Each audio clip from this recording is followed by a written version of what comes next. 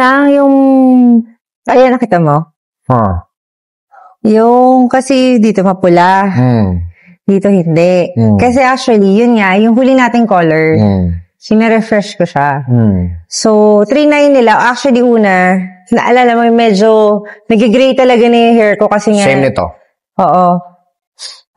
Ngayon, ayan. So, yan na yung roots. Ang gusto ko lang naman mangyari is yung parang ginagawa mo yung nagbe-blend yung color. Ayun, yun yung worry ko kasi mag-birthday na ako. Plinansya mo to? Hindi. Pero nagmamask kasi ako palagi. Okay. Masunurin ako sa mask. I-wash ko muna. Oo, sige. Tapos check ako ng elasticity. Pero there's a chance na baka mag-wash out ako. Same nung ginawa ko sa'yo.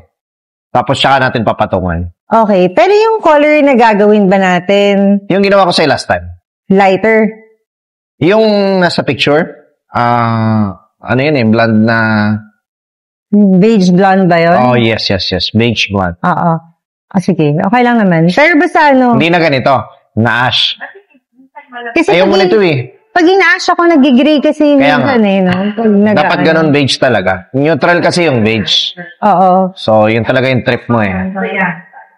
Saka ayun, sa skin tone ko lang siguro kasi. Namumutla ka kasi dito. Oo, yeah. Pag beige, mas rich yung skin tone. Oo. Pawash ko lang saglit. Sige.